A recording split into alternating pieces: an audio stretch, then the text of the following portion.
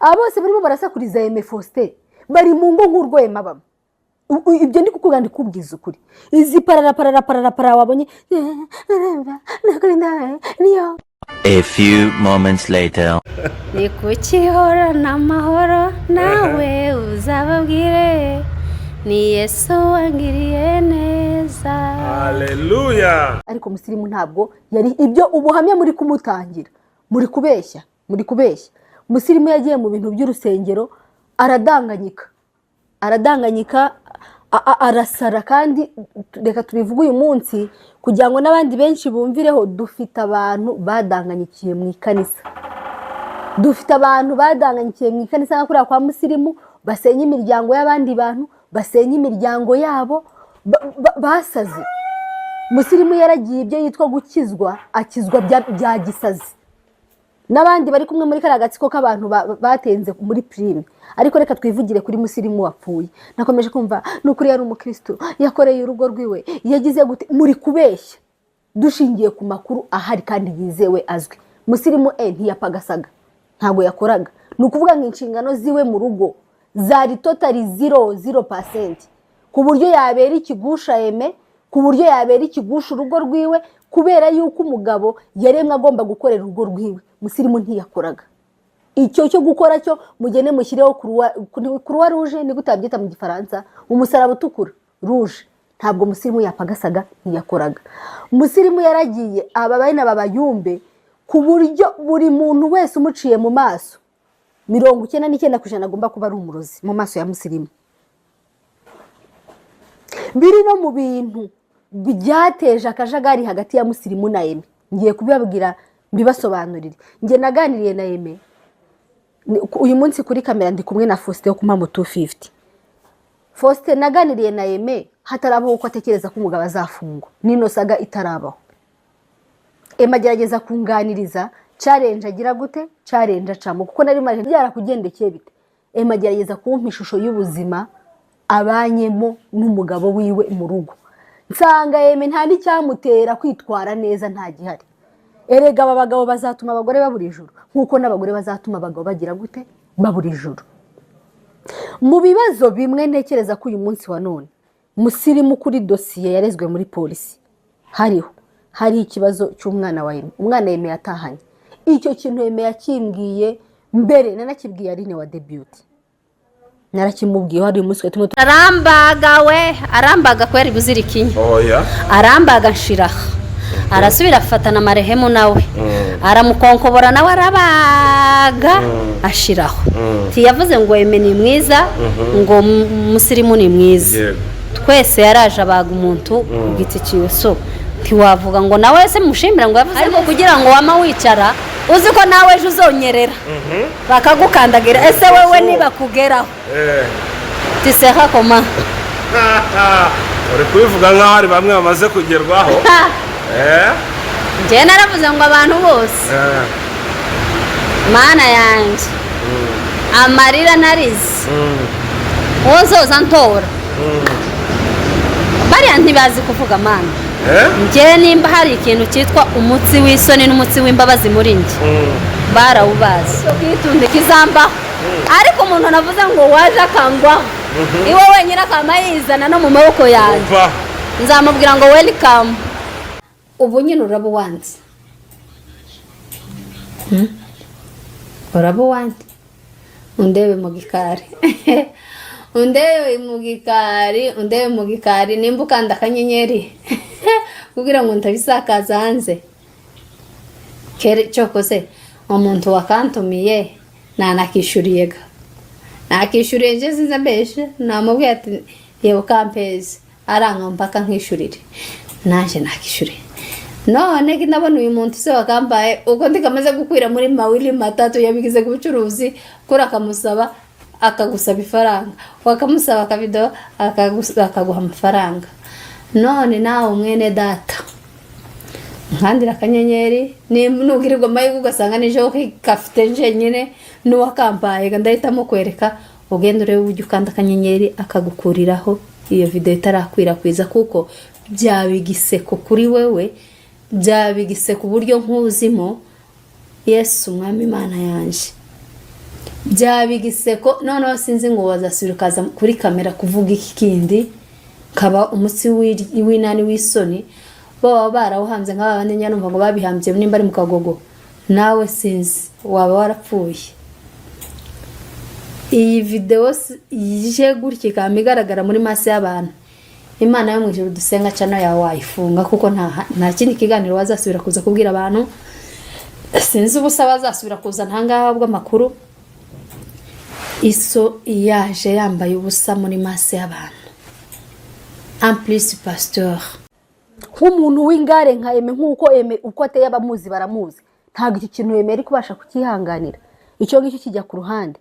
Eme yari in charge guhera ku isabune, isukari, buri kintu cyose cyo mu rugo rwa Eme na Musirimu cyari kiri ku mutwe wa Eme. Musirimu niyo yabyukagira ibeni rimwe ry'imboneka rimwe akabagena muri protector n'abandi bantu, yabaga agiye kwishakira amafaranga yigurira urukweto yigurira ishati. Musirimu ntiyarazi ngo umwana yambara ate, ntiyarazi ngo bahaha bate, ntiyarazi ngo bishyura inzu bate, ntabyo yarazi. Ku buryo kubera ko Eme inshingano nyinshi zose yazikoraga mu rugo n'iki byaragiye bimuhereza ubudahanga, bimwambika mbese kumva ko urugo agomba kuzanda kugenderera nkugira inama tukoze uvuga wihanukiriye wambaye umubiri nawe byo kubaho, cyangwa bikabaho mama wawe, cyangwa bikabaho papa wawe, cyangwa kazine, cyangwa uncle wawe, uzuvuga ugire limite. Ariko wararangaye rimwe gusa, urashanyuka rimwe gusa, ukavuga n'importe quoi, ukavuga uko wumva wishakiye. None nyine bigiye kuza byama bitomba kuri nde, kuri so. Eme agerageza kunganiriza challenge agira gute, challenge acamo kuko nari maje ndise ko mbafite amakuru yawe atari meza kwa kundi kwanjye mbaza abantu. Nteme ko mbafite amakuru yawe atari meza bya bimeze bite, biba byarakugendekeye bite. Eme agerageza kumpa ishusho y'ubuzima, nsanga Eme nta n'icyamutera kwitwara neza nta gihari. Erega aba bagabo bazatuma abagore babura ijuru nkuko n'abagore bazatuma abagabo bagira gute, babura ijuru. Icyo kintu Eme yakimbwiye mbere, nanakibwiye Aline wa debut. Narakimubwiye hari umunsi tumwe turaganira ku bazo bya Eme, nabonye ari nakomeza gushaka gukora ku basegege sinzi impamvu wibanda ku bantu aho kugira ngo wibande kuri nyiri kibazo. Kandi ngewe Aline twarashoreranye tujyana kuri perezida w'abasegege tuye Kayore tugiye ku kibazo cya Eme. Ni kukihora n'amahoro nawe uzababwire ni Yesu wangiriye neza. Haleluya. Nta rindi banga. Yesu wenyine wabambwe ku musaraba w'Igorigota. Mu gihe bakuvugagaho wenda ubuhashize igihe kandi sori kubizana, ariko mu gihe wavugwaga ukabona buri YouTube fura wararyamaga ugasinzira cyane rwose. Cyane njyewe nimba ntaranaryamaga cyari ikibazo cyo kuba kubera ko nari mfite umubabaro w'umugabo wanjye. Yego. Hako sinareka kugusinzira ngo na magambo y'abantu. Ntabwo yigeze ureka Ibyo nimba ntarasinziriye si impamvu zo kuvugwa n'abantu, ni impamvu zo kubura uwanje. Ejo uzamuha isumu, ejo uzamufungisha bikavamo nk'ibingibi bya Eme. Bise umuntu wikomereze gahunda zawe. Eme yitungaga yakoraga buri kimwe. Byari byose ngo Eme asige Musirimu agenda aje kwibana wenyine, yirerera abana ko n'ubundi yarabareraga. Uyu munsi wa none tube tutari mu kibazo nk'iki ngiki. Twaringinze umuryango w'abasegege, nabonye ari navuga ngo senga abasegege ko batavuga. Bavuga iki? Ni iki bavuga? Ni iki batavuze? Kwanza wewe ari nuri kubaza ngo kuki abasegege batavuga, ntago ari niwe ntitwagenye kwa perezida w'abasegege, ntago twaragenye narine turica tumara hafi amasaha 3 mu nzu. Ariko kubera ko ubu ufite abushaka guhangana nabo, nta nubwo nahanganye gani, sinzi nuko ubwenge bwawe buri gutekereza. Nta kintu na kimwe abasegege batakoze. Faustin nyina wa Eme nta kintu atakoze, yararize yikurunguye hasi, nta cyo atakoze ngo umwana mwumvire. Umwana aranga aramubwira ati buriya aho nashinze naho ngaho, kandi uwo mukobwa ni inshinzi imwe muri kumurakora mutagiye, si umuntu w'imusozi. Icyo yavuze aba yakivuze. Abarundi babongera barahaguruka baravuga, twese abantu ba media twaravuze umwana anga kutwumvira, tugera ahantu dukora inama. Nahamagaye Gabi ya Firimidi mbimubwiraho, aramuhamagara. Nta kintu na kimwe tutakoze kugira ngo tubwire Aime ABCD, ariko Aime ni umuntu ugoranye. Tugeze aho ngo tugera ahantu dutekereza ngo dukore ibiganiro, abakuru b'imiryango abari batubaza tuti noneho nimukora ibiganiro umusirimu ntazava muri gereza, nimukora ibiganiro umusirimu ntago azava muri gereza, ahubwo ibiganiro nimubireke dukomeze tugerageze, turi kugerageza ino n'iriya, reka dukomeze tugerageze turebe yuko hari icyo twakora, ariko nimukora ibiganiro umusirimu ntazava muri gereza. Nubwo buryo bwonyine bwacu tuzakora ibiganiro, tuba twarakoze ibiganiro cyangwa tugatabariza umusirimu, ariko imiryango ubwo yari icara ati ibiganiro byo noneho nimubikora, iri ni ipepa. Ikindi Aime yari yiteguye, wumve ko n'uyu munsi wa none Faustin ari kuvuga ati abantu bakoze ibiganiro aho bino birangirira nzajya kuri polisi kubarega, ariko najya umumenyeshe Aime, ndagira ngo umumenyeshe amazi ntakiri yaya, ni inyogo si yayindi, inyogo ntago ari yayindi, tuzakwinaganikaho wumirwe. N'ubundi nta kintu turi kurengera, umusirimu yapfuye yagiye, ariko ibyo uri kwibwira uri kwishuka mu bintu arimo arakora. Agira ikintu nyine cy'iterabwoba Aime, agira ikintu cy'iterabwoba, ariko n'ubucu by'abakongomani niba ari ukwana n'abakatanyama cyane, sinzi impamvu. Imbereho naho na mbere agifungishije musirimu yaravugaga ati umuntu ati gusugusu. Hari umunsi yaragiye gufungisha Sava yakoze ikiganiro yagikoreye no mu wanjye avuga nyine ku nkuru ya Aime arasanga agiye gufungisha Sava, ndambwira nti gusugusu niba muhamagara kuri polisi ninjye uzitaba. Mbese yari yiteguye ko nihagira umuntu ukora kuri bino bintu agira gute yanamufungisha, kandi nta muntu uzi connection ya Aime n'abapolisi nyine urwego ihagazeho. Nuko Aime mu by'ukuri Aime ntago ari umwana mwiza Faustin. Aime ibingibi ingereka mbabwire, Aime ajya gufungisha musirimu ntabwo yamufungisha azi ko musirimu azapfa, hoya yamufungishije nyine kubera umutima mubi n'iki no guhangana, ntagira ihangana ribi nkaririya rya Aime.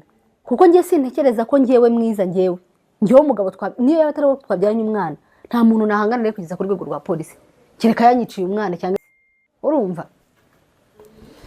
Aime amakuru Aime ngewe ibintu Aime yakoreye nawe ibintu byinshi musirimu bibi.